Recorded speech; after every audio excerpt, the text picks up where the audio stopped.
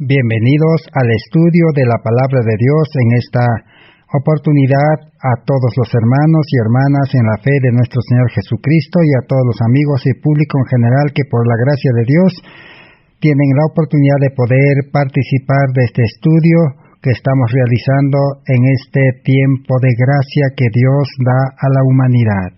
Es un corto tiempo de paz que Dios permite porque Dios en su amor y misericordia quiere que todos, dice, vengan al arrepentimiento y todos puedan realmente beneficiarse con la salvación que ha sido dispuesto para toda la humanidad.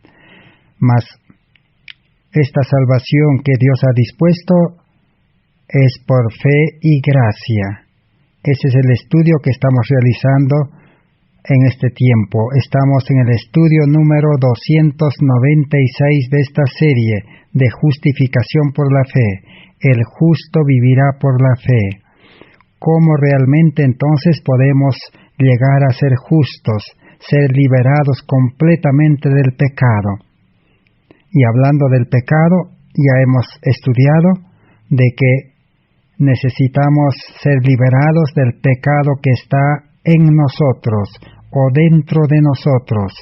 La raíz del pecado en nosotros es el corazón egoísta, la mente carnal, una mente humana, que también se lo llama el yo, el ego. Esa es la raíz de todo pecado. Necesitamos ser liberados de eso. Y luego necesitamos ser liberados de todas las tentaciones que hay en el mundo. Está el mundo lleno de toda clase de males, que el ser humano carnal se ve tentado a dedicarse a esos males. Todas las cosas de este mundo están contaminadas de egoísmo. No hay ninguna cosa buena en este mundo. Está mezclado el bien y el mal. Y todo el que participa de las actividades de este mundo, con el objetivo de ganar, acumular, de poder tener, realmente el mundo va a envolverlo en el pecado al ser humano. El mundo lo va a esclavizar. El mundo prácticamente lo va a hechizar, lo va a encantar para que el mundo le guste y se olvide de Dios. Ese es el segundo pecado que necesitamos ser liberados. Y el tercero es el tentador. Satanás, el enemigo de Dios, como león rugiente, dice, anda en este mundo buscando a quien devorar.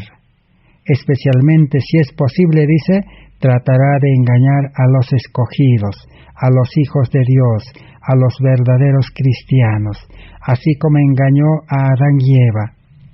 Está presto para poder hacer caer en tentación, pero necesitamos ser liberados. Entonces, el plan de salvación que Dios ha dispuesto es la liberación de las, podemos decir, de las tres fases del pecado. Pecado en el corazón y en la mente, pecado del mundo, que son las concupiscencias, el amor al mundo, y el pecado que es la tentación producida por Satanás. Pero para poder comenzar esa vida de liberación, una vida totalmente nueva, necesitamos estudiar las condiciones, los requisitos, porque la salvación es condicional. Son requisitos que Dios pide que son sencillos, porque si no se cumplen esos requisitos, si no se llenan esas condiciones, Dios no puede salvar al pecador. Dios no puede entrar a nuestra vida, a nuestro corazón, como dice la Biblia. Apocalipsis 3:20 dice, he aquí yo estoy a la puerta y llamo. Si alguno oye mi voz y abre la puerta, dice, de su vida, de su corazón, de su mente, entraré, dice, ahí a su vida, ¿Y Dios qué hará? ¿Qué hará Cristo? Hará una limpieza. Dios prácticamente nos liberará de todo pecado. Y Dios dice, no puede morar en un corazón pecaminoso. Dios no puede morar en una mente carnal, egoísta. Entonces, ¿qué va a hacer Dios? Dios dice que lo va a separar, lo va a enyugar, le va a poner freno, o lo va a crucificar al hombre viejo, al yo, para que ahora pueda dar lugar, dice, a otra vida, a una nueva vida espiritual. Entonces, hay requisitos y condiciones. Dios no puede a la fuerza salvar al pecador. Dios no puede imponer la salvación, porque eso no sería la solución. Porque Dios, si salva a los pecadores, ¿qué pasaría? Nuevamente el pecado continuaría. Aún Dios puede llevar, dice, a los pecadores, lo puede salvar, lo puede llevar al cielo, a la nueva tierra, pero el pecador no hallaría gusto en vivir allá, se regresaría. Dios sería fuego consumidor. Por eso la obra de salvación es liberar del pecado al ser humano. Pero la condición es que el pecador esté dispuesto a dejar todo y esté dispuesto a reconocer su condición pecaminosa y esté dispuesto a dejar su vida y recibir una vida nueva. Entonces, ahí están los requisitos, las condiciones, que lo hemos dividido en 12 pasos por motivo de estudio, porque no son exactamente 12 pasos. Son quizás más que eso, pero ahí lo hemos reunido, lo hemos juntado, todos esos requisitos en 12. La primera es el llamamiento, que hemos estudiado ya durante mucho tiempo. La segunda es conocer toda la palabra de Dios, la Biblia, Antiguo y Nuevo Testamento, y todas las leyes de Dios. La tercera es fe, porque la fe viene por el oír, por conocer la palabra de Dios. Una fe verdadera, una fe que produce obras. La fe por amor es el cumplimiento de la ley. El cuarto paso es la humillación. El quinto paso, el arrepentimiento verdadero. Sexto paso, reconocer la condición pecaminosa. Reconocer que el ser humano es impotente, es miserable, ciego, desnudo y no está en condiciones de poder obedecer ni vivir la vida cristiana. Entonces el séptimo paso viene, renunciar a esa vida. Decir, Señor, renuncio a mi vida, ya no quiero vivir en mi vida. Ya no quiero ocuparme en la vida del yo, del egoísmo, en las cosas de este mundo, porque nada bueno me trae perdición, pecado, y la consecuencia del pecado es muerte. El octavo paso hemos estudiado la confesión. El noveno, aceptar a Cristo, su vida, su sacrificio, resurrección, su obra de intercesión, y aceptar a Cristo como nuestro Salvador personal. Y por fe, conectarnos o unirnos a Cristo, para vivir unidos con Cristo en este mundo, comenzar una vida nueva bajo su dirección. Porque no solamente Cristo salva por fe y gracia, Él mismo viene a vivir con el creyente en este mundo por medio de su representante, el Espíritu Santo. Pero para que Cristo pueda dirigir nuestra vida, para que Cristo pueda llevarnos a la obediencia, a sus obras, a predicar el Evangelio, necesitamos entregarle nuestra voluntad. Y entregar la voluntad es entregar nuestra mente, porque la voluntad está en la mente. Y entregar la mente es entregar nuestro corazón.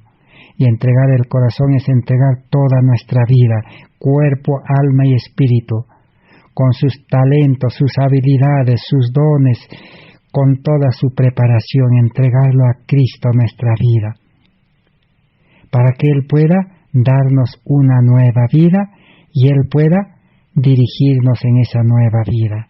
Estamos en el 10º paso, la entrega de la voluntad. En el estudio anterior estudiamos de que la forma de unirnos a Cristo es por medio del yugo, el yugo de la obediencia y el servicio.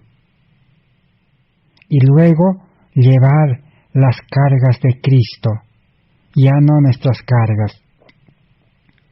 Así la vida cristiana será una vida de gozo, una vida de paz, una vida de reposo, donde prácticamente, ¿qué acontecerá? Donde en esa vida ya no habrá, dice, ¿qué cosa ya no habrá? Murmuraciones, quejas, dificultades, problemas. Se acabó todo esos males de este mundo que el pecado ha producido. Ahora el creyente vive unido, enyugado a Cristo y obedece como Cristo, vive la vida de Cristo. Pero hoy vamos a estudiar acerca de las cargas, porque para vivir con Cristo y llevar la carga de Cristo que es ligera, que no pesa, necesitamos entregar nuestras cargas, porque dice San Mateo 11, 28 al 30, venid a mí todos los trabajados y cargados. Vengan, dice, todos los trabajados y cargados, traigan sus cargas. Y hoy vamos a estudiar acerca de esas cargas. Las cargas de la vida, en otras palabras. Las cargas del hombre pecador. Las cargas del yo, del ego. Porque hemos aprendido hasta aquí de que nosotros necesitamos ser liberados del yugo. Ahora necesitamos ser liberados de las cargas. ¿Qué era el yugo? El yugo había 3 clases de yugo, recordarán. El yugo son las órdenes, las tareas, los mandatos y los planes que el yo se impone a sí mismo, que el ego se impone. El ser humano carnal se impone de muchos trabajos, muchas actividades que cumplir en este mundo. Y el segundo yugo es que también las otras personas nos quieren imponer yugos, mandatos, órdenes, planes. ¿Quién nos impone? Nos imponen pues en el trabajo, en el estudio. Nos imponen en la iglesia los líderes. ¿Por qué nos imponen? Porque nosotros no tenemos el yugo de Cristo, no tenemos a Cristo. Entonces, sin Cristo, nuestra vida va a ser una vida de desgracia, una vida miserable. Para poder ayudarnos, entonces los líderes nos pueden imponer cargas para que nos vaya bien de alguna manera en este mundo, pero nada tiene que ver con la salvación. Y el tercer yugo es que Satanás nos impone yugos, nos esclaviza. Necesitamos ser liberados y la única forma de liberarse es llevar el yugo de Cristo. Pero ahora vamos a estudiar acerca de las cargas. Pero queremos también aprender del ejemplo de Jesús, en Deseado de todas las gentes, página 126. ¿Jesús imponía cargas o no imponía cargas? Jesús dice, revelaba las verdades del camino de la salvación. Jesús no ordenaba a sus discípulos que hiciesen esto o aquello, sino que decía: seguidme en pos de mí. Así que Jesús nunca ordenó, nunca mandó a los discípulos que debían hacer esto, aquello, cumplir esto. No, porque Él sabía que el ser humano no puede cumplir. Entonces, ¿Jesús qué hacía? Jesús Él mismo decía: seguid en pos de mí. Él era el maestro, Él hacía las cosas, Él cumplía las cosas, Él seguía los planes de Dios y decía a sus discípulos: seguidme, conmigo vamos a cumplir, conmigo vamos a obedecer, conmigo vamos a hacer obras, conmigo vamos a predicar, conmigo vamos a atender a los enfermos. Así era su enseñanza. No imponía cargas, mandatos, nada de eso a los discípulos. Ese es el ejemplo para los líderes. Los líderes ya no necesitan imponer cargas, mandatos, órdenes, planes, de decir obedezcan la ley, obedezcan la palabra de Dios, cumplan, ya no. Si es que el creyente está en Cristo, unido a Cristo. Si es que el líder lo ha llevado a Cristo ya y lo ha entregado a Cristo. Como Juan Bautista: he aquí el Cordero de Dios, síganle, a mí me toca menguar. Pero si los líderes no hacen ese trabajo, entonces ellos se verán obligados a imponer cargas, mandatos, órdenes, planes. Pero eso nada tiene que ver con la salvación. En el libro Cristo, Conflicto y Valor, libro Conflicto y Valor, página 249, dice: un carácter noble no es el resultado de la casualidad, no se debe a favores o dones especiales de la providencia, es el resultado de la disciplina propia, de la sujeción de la naturaleza inferior a la superior, de la entrega del yo al servicio de Dios y de los hombres. Entonces, ¿cómo podemos tener un carácter bueno, un carácter perfecto, un carácter santo, una vida de obediencia? ¿Cómo podemos tener? No es resultado, dice, de algún favor que Dios hace, sino es el resultado de someter, dice, nuestra vida ¿a quién? A Cristo. Es, dice, entregar nuestro yo al servicio de Dios y de los hombres. Ahí está el yo, el ego, el hombre carnal. El hombre carnal debemos entregarlo a Cristo, y Cristo lo va a utilizar como un instrumento en el servicio de Dios y en el servicio a los hombres. Entrega del yo. Vamos a estudiar entonces, el yo va a ser la carga más grande que el ser humano tiene para llevar en esta vida. El yo es el causante de todos los problemas, de todos los males, de todos los pecados. Por eso dice, en Camino a Cristo, página 26, es el único que puede implantar en el corazón enemistad con el pecado.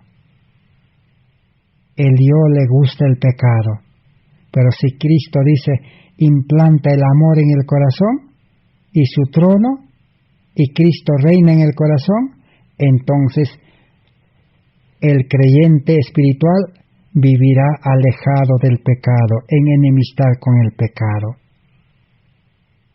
En Testimonio para los Ministros, página 344, o también está en el libro Evangelismo 111, dice, todo el que ministra a la gente debe sentir que tiene el solemne deber de examinarse a sí mismo, debe entregarse primeramente él mismo al Señor en una completa renuncia propia, determinado a no tener nada del yo, sino la totalidad de Jesús.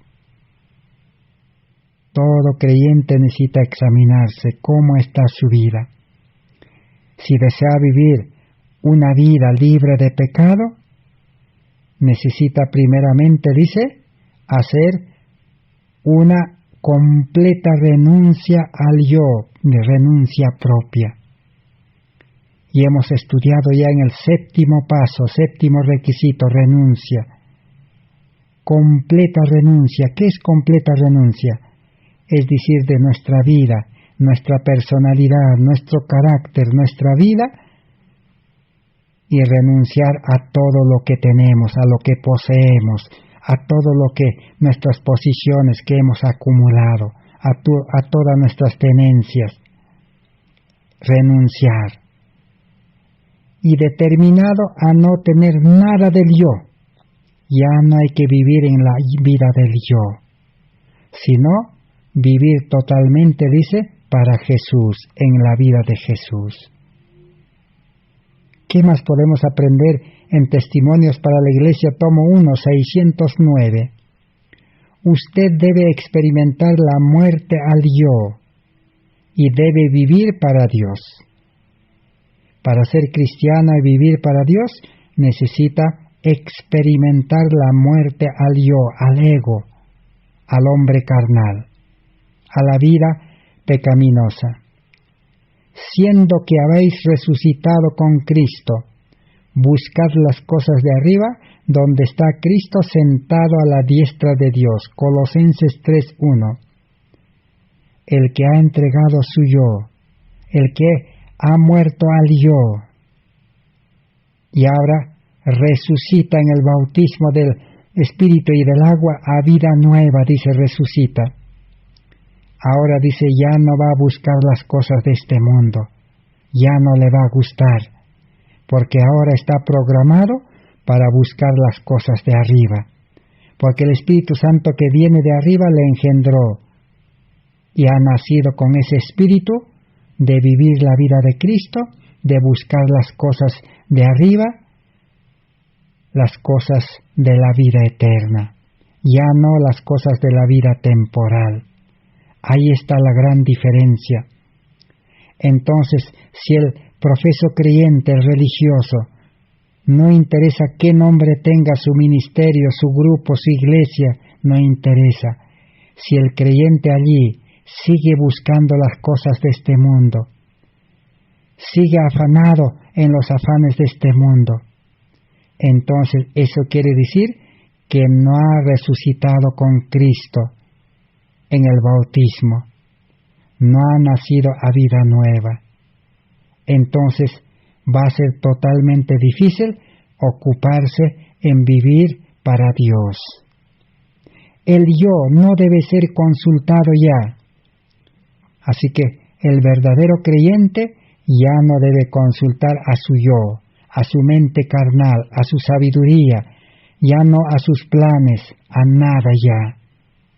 El orgullo, el amor propio, el egoísmo, la avaricia, la codicia, el amor al mundo, el odio, las sospechas, la envidia, las malas suposiciones, todo debe ser subyugado y sacrificado para siempre. Así que si ya no consultamos al yo, si lo hemos condenado a muerte al yo, a nuestra vida carnal, entonces todo el orgullo, amor propio, egoísmo, avaricia, codicia, sospechas, envidias y todas las malas cosas quedarán, dice, subyugados y sacrificados para siempre en el altar del sacrificio. Ya no habrá lugar para esas cosas, porque el hombre espiritual no le gusta esas cosas ya. Al hombre carnal le gustaba. El hombre carnal debe morir con todas esas cosas. Cuando Cristo aparezca, no vendrá para corregir estos males y darnos luego la idoneidad moral para su venida. Todos estos preparativos deben hacerse antes que Él venga. La pregunta es, ¿qué haremos para ser salvos? Debe ser un tema de meditación, de estudio y de ferviente investigación. ¿Cómo debemos comportarnos para mostrarnos aprobados ante Dios? Entonces, ¿cómo debe ser nuestra vida? Unido a Cristo, depender de Cristo, hacer la voluntad de Cristo. Seguir a Cristo, dice, por donde quiera que va. En el libro Hijos, Hijas de Dios, 249 dice, el anhelo del egoísta está dedicado a la búsqueda de obtener el codiciado tesoro terrenal. Ahí está. ¿Cómo podemos saber que seguimos viviendo la vida egoísta, del ego, egoísta ego, o del yo? ¿Cómo? Si es que seguimos buscando, dice, el codiciado tesoro terrenal. ¿Y cómo se busca el codiciado tesoro terrenal? Trabajando en el mundo y para el mundo, estudiando los estudios del mundo para ser profesional y trabajar para el mundo y vivir para el mundo para poder buscar el tesoro terrenal. Vivir en las ciudades para buscar el tesoro terrenal. Entonces el ser humano sigue siendo egoísta y vive para el yo, y el yo le impone pues montón de yugos y cargas. Por eso la vida cristiana es difícil. Cada día con Dios 163. El egoísmo del corazón irregenerado, y en el mundo caído todos procuran lo suyo propio. El egoísmo que busca todo para sí mismo, vive para sí, busca para sí, gana para sí, acumula para sí, todo para sí. Ese es el yo, el egoísta, todo ser humano. En maravillosa gracia de Dios 45, a la luz del Calvario, se verá que la ley del renunciamiento por amor es la ley de la vida para la tierra y el cielo, que el amor que no busca lo suyo tiene su fuente en el corazón de Dios. Así que Cristo murió en la cruz. El Evangelio de la cruz enseña, dice, la ley del renunciamiento por amor es la ley de la vida para esta tierra y para el cielo. Renunciar al yo. Primero es la renuncia y después viene la muerte al yo. Y el yo no muere inmediato, cada día tiene que morir. Ahora sí, cuando el yo murió, el amor egoísta murió, ahora nace el nuevo creyente con el amor de Dios. Y el amor no busca lo suyo, dice 1 Corintios capítulo 13. Todo el capítulo 13 es el capítulo del amor. El amor verdadero de Dios en el corazón no busca lo suyo. Tiene su fuente en el corazón de Dios. En Revista Heraldo del 10 de mayo de 1892 encontramos: debemos morar en Cristo, como el pámpano mora en la vid. Lo que necesitamos es tener el hacha puesta en la raíz del árbol. Necesitamos morir al mundo, al yo, y vivir en Dios. Necesitamos acercarnos más a Cristo para que los hombres puedan conocer que hemos estado con Cristo y hemos aprendido de Él. Debemos estar, dice, unidos con Cristo. El pecado nos ha separado. Pero si aceptamos la cruz, si aceptamos la salvación, si aceptamos a Cristo, podemos unirnos a Cristo. Pero para unirse con Cristo, para ser cristiano, el hacha está puesto, dice, a la raíz del árbol. Hay que sacar, dice, al mal árbol, desde raíz. ¿Y cuál es ese mal árbol? Es, dice, morir al mundo, morir al yo.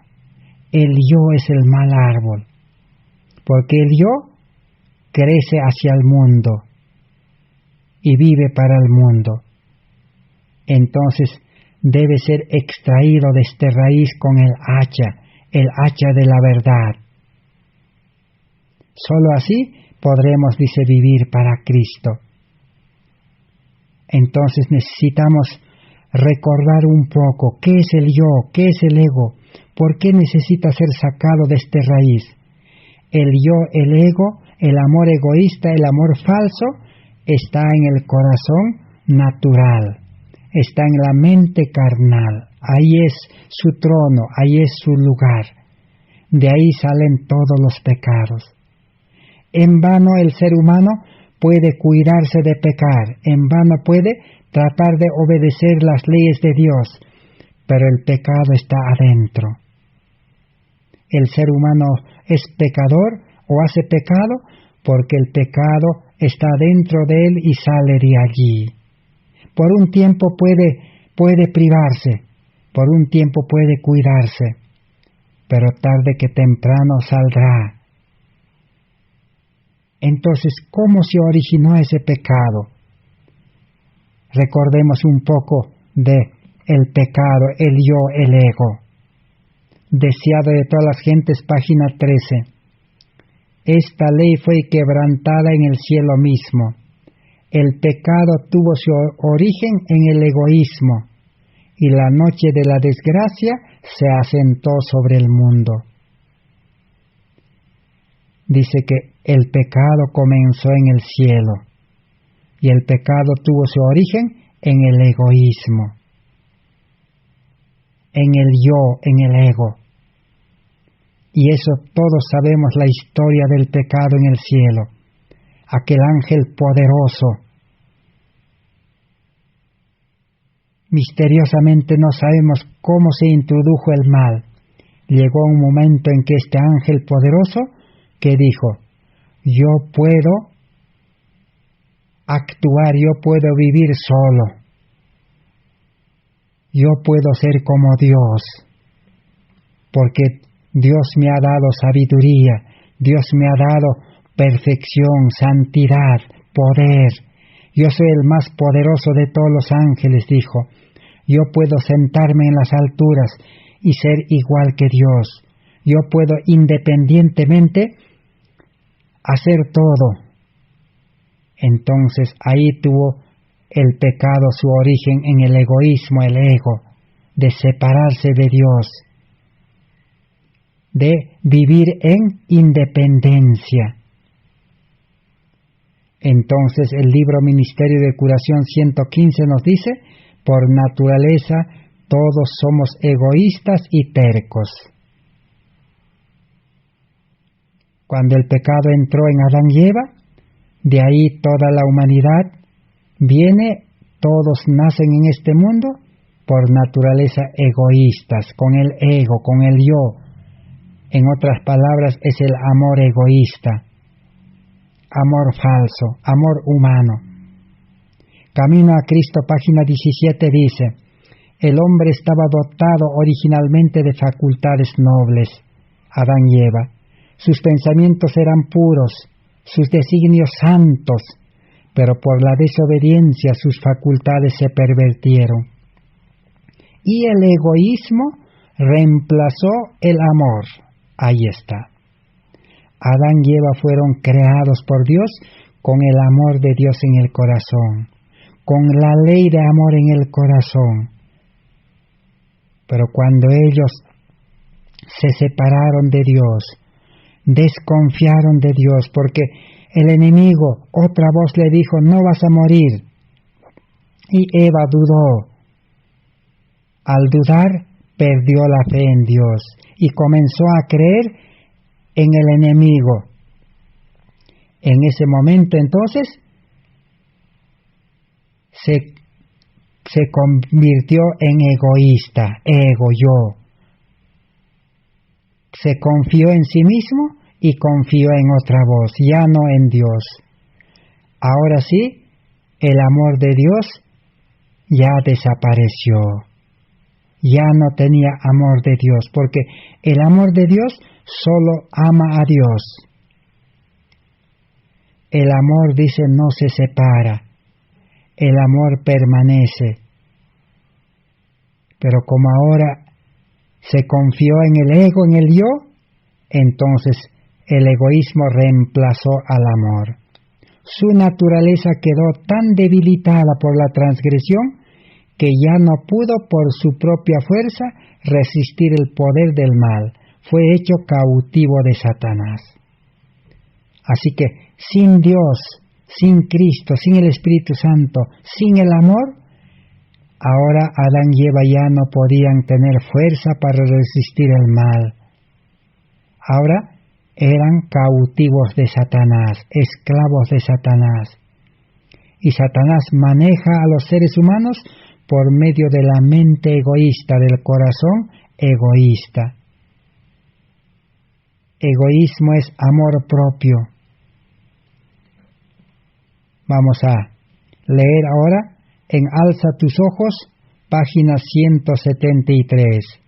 Dice así: pero la espiritualidad no puede crecer mientras el corazón esté lleno de las úlceras corruptoras del egoísmo.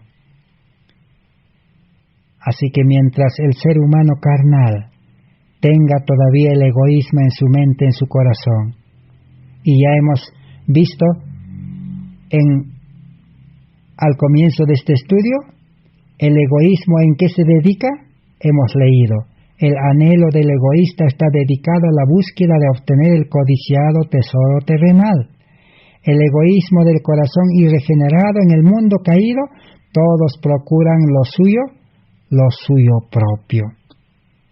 Entonces, mientras el ser humano, aunque esté en la iglesia, aunque sea líder, aunque sea pues el mejor religioso del mundo, pero si está buscando los tesoros terrenales, dinero, riqueza del mundo, bienes del mundo, comodidades, estudios, títulos, todo lo que esté buscando, trabajos, empresas, entonces no puede tener espiritualidad, no puede tener el Espíritu de Dios, no puede ser un verdadero cristiano.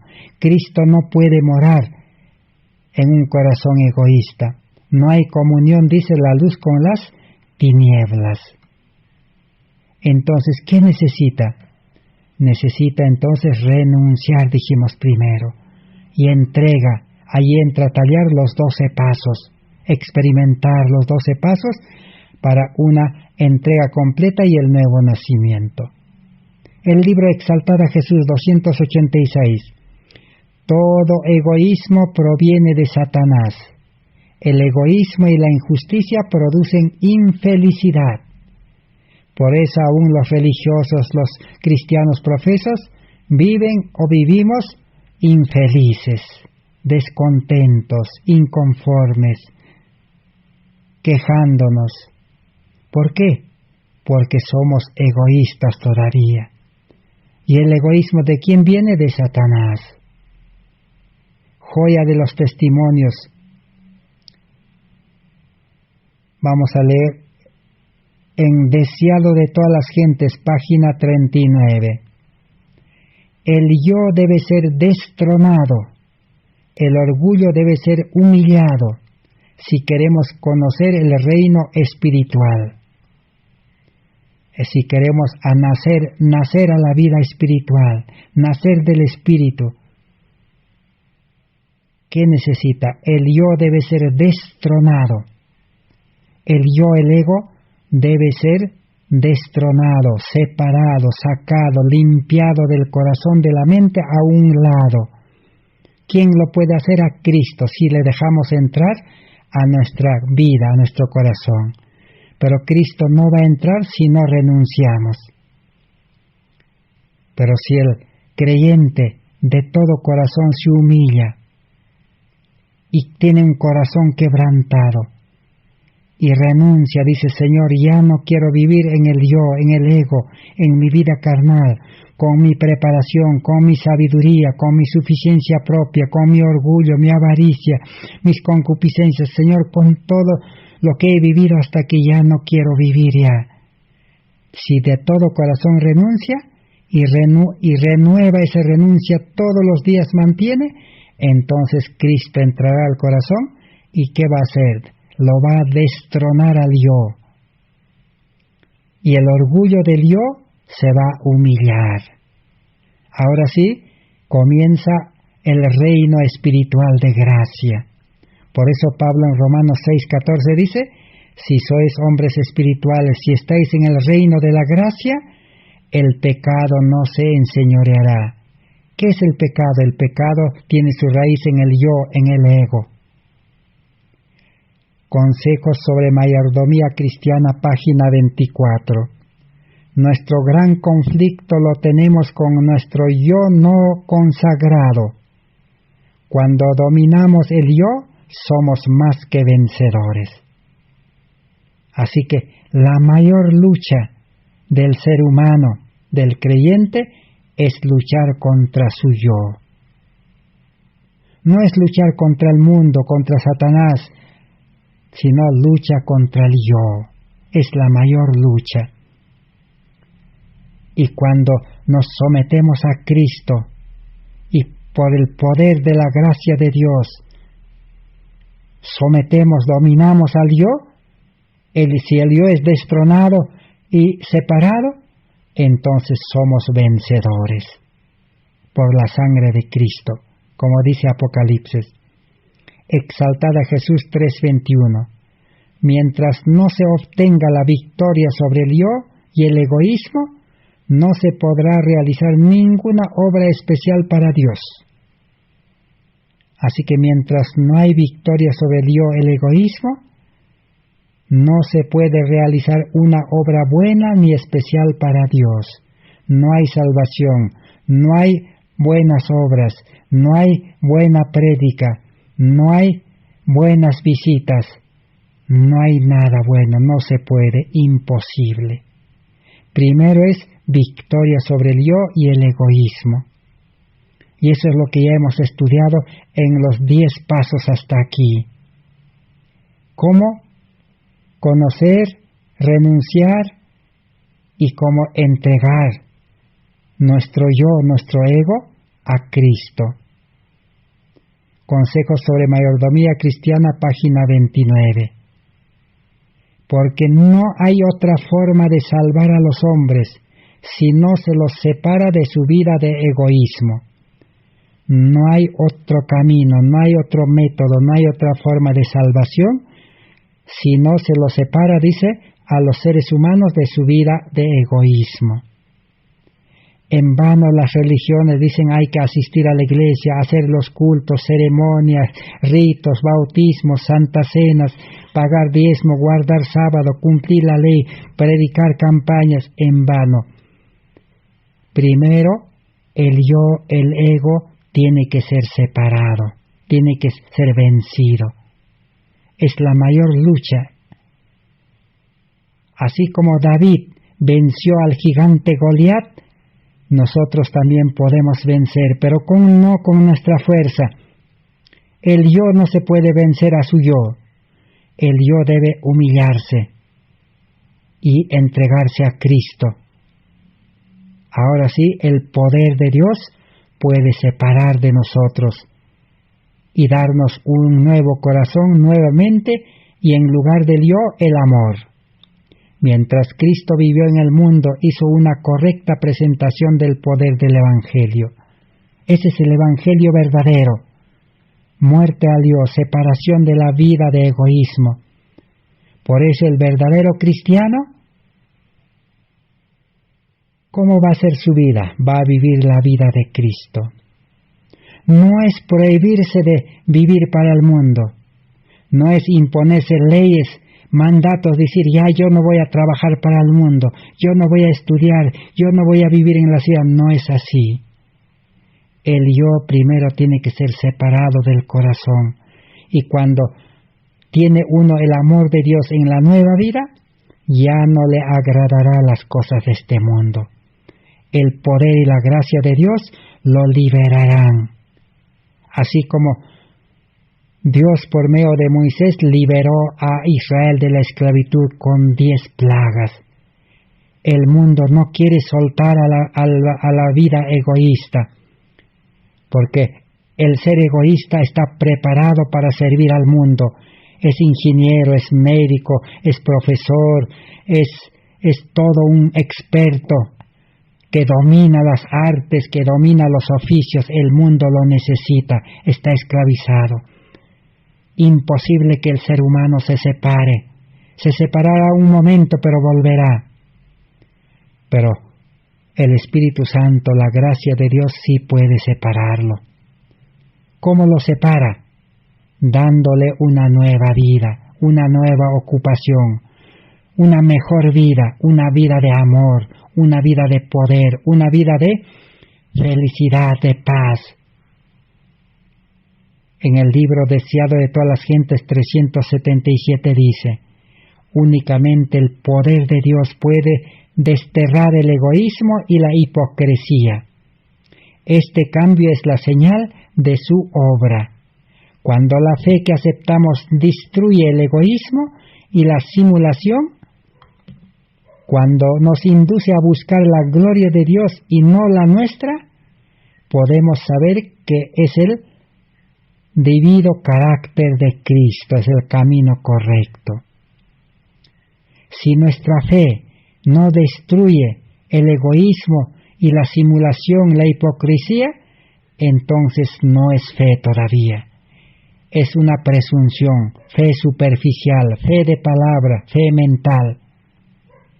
Una fe verdadera de todo corazón destruye, separa el egoísmo. Y vive el cristiano para gloria de Dios. Ya no se gloria. Ya no dice, yo guardo sábado, yo soy del pueblo de Dios, yo soy hijo de Dios, yo predico el evangelio, yo soy pastor, yo soy misionero, yo soy dirigente, yo practico esto, yo cumplo esto. No se gloria ya. Se gloria en Cristo. Dice, Cristo obra en mí. Cristo me lleva a guardar sábado. Cristo me lleva a cumplir la ley. Para mí es una delicia, es un gozo, es un placer. Cristo me lleva a devolverle los diezmos para predicar el Evangelio. Cristo me dirige para administrar mis bienes para predicar el Evangelio. Cristo me educa en su escuela para realizar la obra médico-misionera. Yo solamente soy un instrumento, un colaborador, un siervo. Yo ayudo a Dios, a Cristo. Así será la vida del cristiano. Ya no dirá orgullosamente como el fariseo, Señor, yo voy a predicar, ayúdame. Señor, yo voy a guardar, ayúdame. Señor, yo voy a hacer esto, aquello, voy a cumplir, voy a pagar dinero, ayúdame.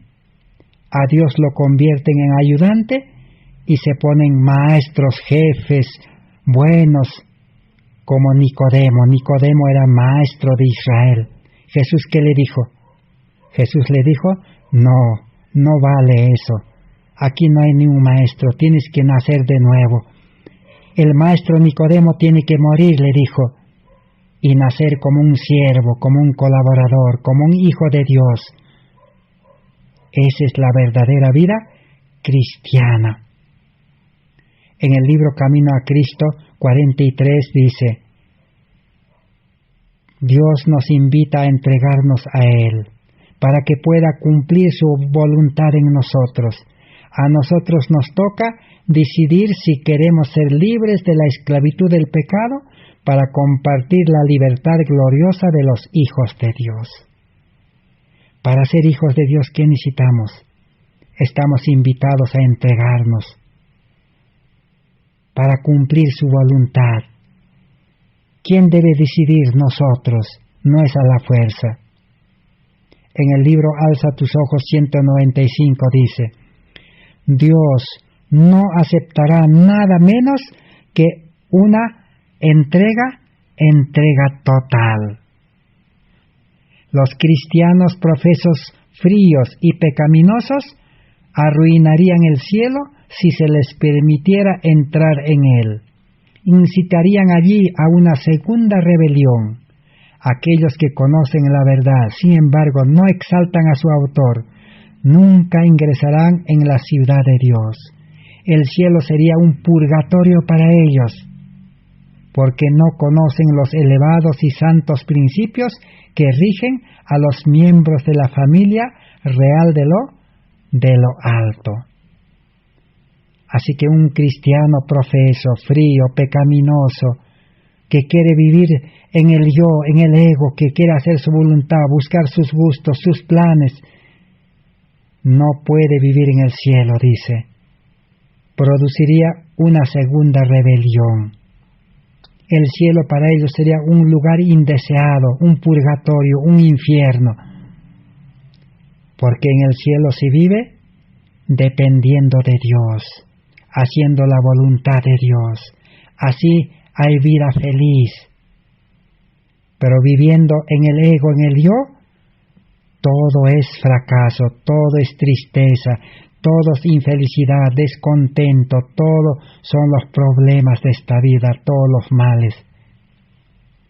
A fin de conocerle 59 nos dice: queridos jóvenes, lo mejor que podéis hacer es alistaros voluntaria y decididamente en el ejército del Señor. Entregaos en las manos de Dios, que vuestra voluntad y vuestros caminos sean guiados por aquel que es infalible en sabiduría e infinito en bondad. Jóvenes, dice todos, lo que necesitamos es tomar decisión, entrega de nuestra vida, de nuestra voluntad, de nuestra mente, de nuestro corazón, de nuestros planes, todo entregarlo a Él. Y Dios es sabio, dice, infinito en poder, sabiduría y en amor. Ponernos en sus manos para que Él nos conduzca, nos lleve, nos sostenga. No entregaros a Dios es robar a Dios lo que le pertenece. El Señor tiene necesidad de vosotros y vosotros necesitáis del Señor. No es seguro que pospongáis el paso decisivo o demoréis el hacer una entrega completa de vosotros mismos a Dios. Si no os habéis entregado ya a Dios, os ruego que lo hagáis ahora. Sea inscrito vuestro nombre en los registros celestiales entre los escogidos y elegidos de Dios. Cuando uno hace la entrega completa, cuerpo, alma, espíritu, todo lo que es, su yo, su ego, su mente, su corazón, su vida, sus talentos, sus habilidades, su preparación, sus bienes, todo lo que tiene se entrega, ahora su nombre se registra en el cielo como escogido, elegido de Dios para salvación. No hay que postergar, dice, no necesita nada. Los 12 pasos son sencillos, los requisitos son sencillos, los cuales estamos estudiando. Alza tus ojos 132. La salvación de los seres humanos significa mucho más de lo que muchos imaginan. Significa que hemos de elegir el camino de Dios antes que nuestros propios caminos. ¿Cuál es el propio camino? Es la vida que vivimos en este mundo todos los días. Es el propio camino. El camino de Dios es totalmente diferente. El Señor no puede salvar a los hombres mientras éstos rehúsen humillarse al oír los reproches y advertencias que se les envía, tratando afanosamente de hacer predominar su propia voluntad y siguiendo su propio curso de acción. Dios no puede obligar. Dios nos necesita. Dios no puede a la fuerza actuar sin que nosotros consintamos. Pero ni nosotros tampoco, por nosotros solos, no podemos vivir la vida cristiana, ni predicar el Evangelio, ni vivir feliz. Así que Dios nos necesita, nosotros necesitamos a Dios. En el libro Nuestra elevada vocación 160 dice: muchos cambian con cualquier corriente, esperan para oír lo que otros piensan y luego aceptan esta opinión como verdadera. si se apoyaran plenamente en Dios, desarrollarían una voluntad firme, pero no le dicen al Señor: no puedo hacer ninguna decisión hasta que conozca tu voluntad. Su inclinación natural consiste en permitir a otros ser conciencia para ellos, y hablan después que el otro ha hablado. Dicen lo que él ha dicho y actúan como él actúa.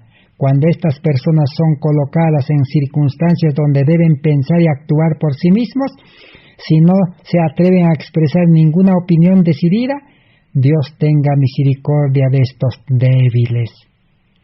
El ser humano le gusta depender de hombres, le gusta hacer la voluntad de hombres, de la iglesia, de los líderes.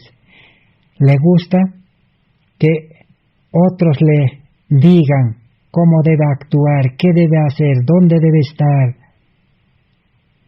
¿Qué más? Su inclinación natural consiste en permitir a otros ser su conciencia para ellos. Otras personas son su conciencia.